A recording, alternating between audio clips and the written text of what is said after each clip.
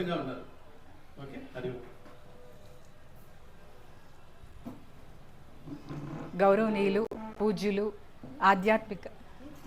ఆధ్యాత్మిక తత్వవేత్తలు అయినటువంటి శ్రేయానంద సరస్వతి అమ్మవారికి, అమ్మకి, భక్తులకి, ఆధ్యాత్మిక జిజ్ఞాసులందరికీ కూడా హృదయపూర్వక నమస్కారాలు.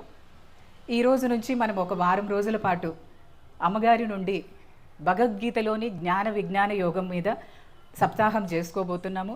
అలాగే ఉదయం పూట కఠోపనిషద్ మీద ఉపన్యాసం ఇవ్వబోతున్నారు. సో మీరందరూ కూడా సద్వినియోగపరచుకోవాలని నేను మనస్ఫూర్తిగా కోరుకుంటున్నాను. ఒక 2 మాటలు జ్ఞాన విజ్ఞాన యోగం మీద చెప్పాలనుకుంటున్నాను నేను. జ్ఞానము అంటే ఆ భగవంతుని యొక్క నిర్గుణ నిరాకార తత్వమును తెలుసుకోవటమే జ్ఞానము. అది తప్ప ఇంకొక జ్ఞానం అనేది ఈ సృష్టిలోనే లేదు. అదే విద్య, అదే పరావిద్య. ఇక ఆ నిరాకార నిర్గుణ తత్వాన్ని తెలుసుకున్న తర్వాత మనం చేయవలసిన పని ఏంటంటే విజ్ఞానాన్ని తెలుసుకోవటం. అంటే ఆ సాకార సగుణ రూపాన్ని, అతని యొక్క రూప విశేషాలని, గుణగుణాలని, సాధనా మార్గాలని, ఉపాసనా మార్గాలని, లీలను, వైభవాన్ని, విభూతులను, వీటన్నింటిని గురించి తెలుసుకోవటమే విజ్ఞానం. సో జ్ఞానము చేత కూడితేనే సమగ్రమైనటువంటి ఆ భగవంతుని యొక్క తత్వం అనేది మనకు చేరుతుంది. కేవలం జ్ఞానము లేదా విజ్ఞానము ఇది 2 విడిగా మనము చూడలేము. సో మనము గమనించినట్లయితే ఈ సృష్టిలో ప్రతిదీ కూడా ఆ పరమాత్మ యొక్క కారుణ్యమే. మనము అనుభవించేది ప్రతిదీ కూడా ఆ భగవంతుని యొక్క కటాక్షమే. మనం సూర్యచంద్రులను తీసుకున్న, పంచభూతాలను తీసుకున్న, గ్రహమండలాలను తీసుకున్న, భూమండలాలను తీసుకున్న, వర్షాలు, ఋతువులు, ఇవన్నీ ఒక క్రమబద్ధీకరంగా ఒక ఆర్కెస్ట్రా ప్లే చేస్తున్నట్లు, ఎవరో అది నడుపుతున్నట్లు ఉంది అంటే అది మన గొప్పతనం కాదు. కేవలం ఆ పరమాత్మ మాత్రమే ఇది చేయగలుగుతున్నాడు. అంతెందుకు, మీరందరూ ఇప్పుడు శ్రద్ధగా వింటున్నారు. మీలో మనసు గదులుతాంది, మీ భావాలు గదులుతున్నాయి, మీరు ఊపిరి తీసుకుంటున్నారు, మీ గుండె కొట్టుకుంటా ఉంది, అలాగే మీ ఆలోచనలు పరిగెడుతున్నాయి. మీలో ఒక మెటబాలిజం, కాల్షియం మెటబాలిజం జరుగుతుంది, ఒక మెగ్నీషియం మెటబాలిజం జరుగుతుంది. ఇవన్నీ మనమేమి కూర్చొని లోపల చెయ్యి అని చెప్పట్లేదు. ఏదో ఒక చైతన్యము అక్కడ ఉండి మన శరీరాన్ని మొత్తంగా నడిపిస్తూ ఉంది. సో ఆ భగవంతుని యొక్క కారుణ్యాన్ని తెలుసుకోవటమే ఈ ఆధ్యాత్మిక విద్యకు పెద్దపీఠం. అది మనము తెలుసుకోవాలి అంటే మనకి జ్ఞాన చక్షు అనేది ఓపెన్ అవ్వాలి. అప్పుడే మనం అది తెలుసుకోగలుగుతాము.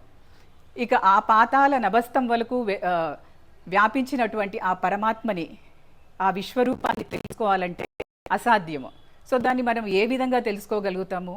కేవలము ఆ ఉనికిని అనుభవపూర్వకంగా తెలుసుకోవటం మాత్రమే మనం చేయగలిగేటువంటి ఒక గొప్ప సాధన.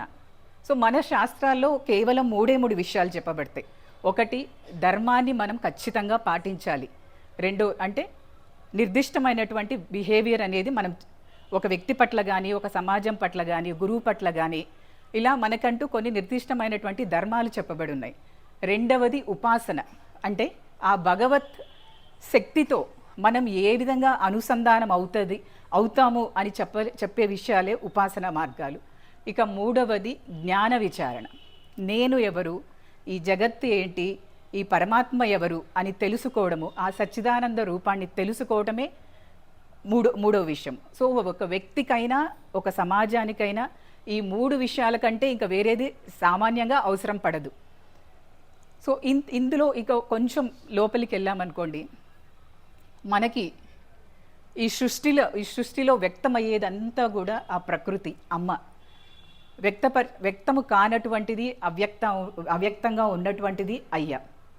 సో అమ్మ లేకుంటే అయ్య ఎప్పుడు కూడా లోపలికి అంతర్ముఖుడే ఉంటాడు.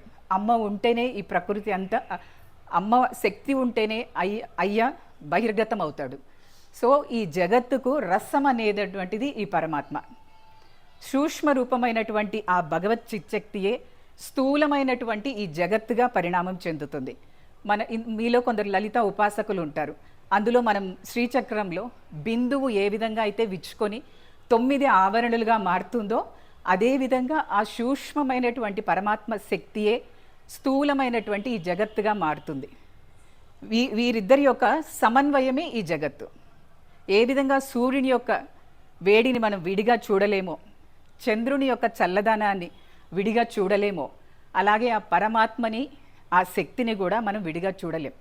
అందుకే చెప్తారు, వాగర్భ వివ సంపృక్తౌ వాగర్భ వివ సంపృక్తయే జగతః పితరౌ వందే పార్వతీ పరమేశ్వరం అనేసి. వారిద్దరిని కలిసి చూడాల్సిందే కానీ విడిగా చూడడం అనేది అసాధ్యం. సో ఈ విధంగా మనకి ఈ తత్వాన్ని తెలుసుకున్న తర్వాత మనం ఏం చేయాలి, సాధనా మార్గాలు తెలుసుకున్నాము.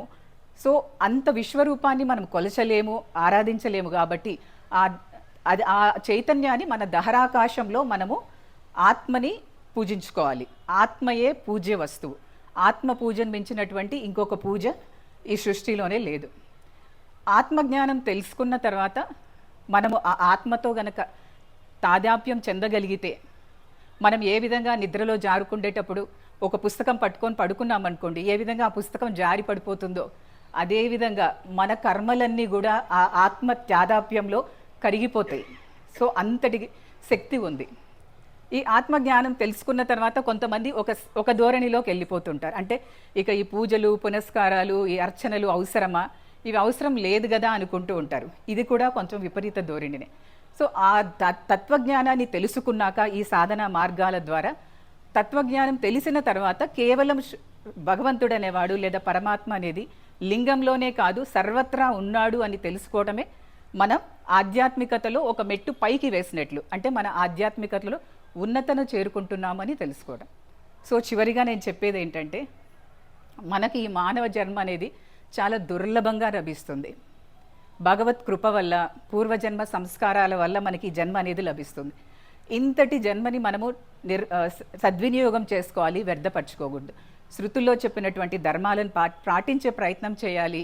అలాగే పంచయజ్ఞాలను మనకంటూ మన ధర్మశాస్త్రాలు చెప్పినటువంటి దేవయజ్ఞం, ఋషియజ్ఞం, పితృయజ్ఞం, భూతయజ్ఞం, మనుష్యయజ్ఞం, ఇలా 5 యజ్ఞాలను నిరంతరము మనం చేస్తూ ఉండాలి. అలాగే ఈ కర్తృత్వ భావాన్ని పోగొట్టుకుండడానికి, ఆ భగవంతుని అనుభవంలో తెచ్చుకునేడానికి, అజ్ఞానాన్ని తీసుకునేదానికి, తొలగించుకునేదానికి మనం ఈ జన్మను ఉపయోగించుకోవాలి. ఆ సంపాదించుకున్నటువంటి జ్ఞానంతోనే కర్మలు చేయాల్సి వస్తుంది. సో ఇంకొక చివరి మాటగా ఒక చిన్న విషయాన్ని తెలియజేస్తున్నాను నేను. ఈ రోజుల్లో మన మతంలోనే, అంటే మన సనాతన ధర్మంలోనే మనకు విమర్శలు అనేటివి చాలామంది వినిపిస్తూ ఉంటాయి. వేరే పరధర్మాలలో చూస్తే గనక మనము వాళ్ళ ధర్మం అంటే విపరీతమైనటువంటి గౌరవం, భక్తి, అందులో చెప్పినటువంటి నియమాలు, నిష్టలను తూచా తప్పకుండా పాటిస్తూ ఉంటారు. ఒక్క మన సనాతన ధర్మంలోనే స్వేచ్ఛ ధోరణి అనేది మనకు విపరీతంగా ఉంది. Freedom to live according to our will అనే ఒక స్లోగన్ని పెట్టుకొని దాని మీదే అంటే ఈ ధర్మాన్ని శ్రద్ధగా పాటించే వాళ్ళని మనమే దెప్పి పొడుస్తూ ఉంటాం. మీకు అంతమంది దేవుళ్ళు ఎందుకు, మీరు పండగలప్పుడు అన్ని నైవేద్యాలు చేయడం ఎందుకు, పడి నైవేద్యాలు చేస్తారు, ఇప్పుడు చేస్తారు తర్వాత చేసుకోగలుగుతారా? సో ఇన్ని పూజలు చేసేటప్పుడు ఈ జపాలు ఎందుకు, స్తోత్రాలు ఎందుకు అని రకరకాలుగా వీళ్ళ చెట్లకి పుట్లకి మొక్కడం ఏంటి, ఇలా రకరకాల ప్రశ్నలతో మనల్ని కొంతమంది దెప్పి పొడుస్తూ ఉంటారు. మనము గనక వీటికి సమాధానం ఇచ్చుకోలేకపోతే మన పిల్లలకి వాళ్ళు అన్యమతం వైపు ఆకర్షితులవుతారు. సో మన దగ్గర మన పిల్లలు వచ్చి అడిగినప్పుడు వీటికి ఖచ్చితంగా సమాధానాలు ఉండాలి. మన ధర్మాన్ని మనం తెలుసుకొని వాళ్ళకి గనక ఈ విషయాలు చెప్పగలిగితే వాళ్ళు పక్క ధర్మాలలోకి చొంగి చూడరు, అటు సైడ్ వెళ్ళే ఆలోచన కూడా రాదు. సో మనకెందుకు ఇంతమంది దేవుళ్ళు ఉన్నారంటే ఆ ఈ సృష్టిలో రూపం తీసుకోగలిగేది, ఏ ఆకారాన్నైనా తీసుకోగలిగేది ఒక్క నిరాకారం మాత్రమే, నిరాకార తత్వం మాత్రమే. సో అది శూన్యం కాదు, అది అఖండమైనటువంటి భక్తి, అఖండమైనటువంటి శక్తి. సో ఇక ప్రసాదాల విషయానికి వస్తే చాలామంది ఎంతకాలం చేస్తారు ఈ ప్రసాదాలు, ఎన్ని రకాలు చేస్తారని కూడా చాలామంది అడుగుతూ ఉంటారు. ఆ ప్రకృతి ఫలాలను మనం అనుభవించేంత వరకు కూడా, మనం అనుభవిస్తున్నంత కాలము కూడా ఆ భగవంతునికి నైవేద్యం అనేది సమర్పించాలి, పంచోపచార పూజలు అనేటివి కూడా చేయాలి. సో ఈ విధంగా సైన్స్ డెవలప్ అయ్యే కొద్ది కూడా మన సనాతన ధర్మం అనేది గట్టిపడుతుందే కానీ సత్యం అవుతుంది. మిగతా ధర్మాలన్నీ కూడా పింగాణి కప్పులా పగిలిపోతాయి. సో ఈ ఆధ్యాత్మిక సభకు విచ్చేసినటువంటి మీ అందరికీ, నాకు ఈ అవకాశం ఇచ్చినటువంటి చిన్మయ గీతా సంస్థ సభ్యులందరికీ కూడా నా హృదయపూర్వక నమస్కారం. సర్వం శ్రీ లలితా చరణార విందార్పణమస్తు.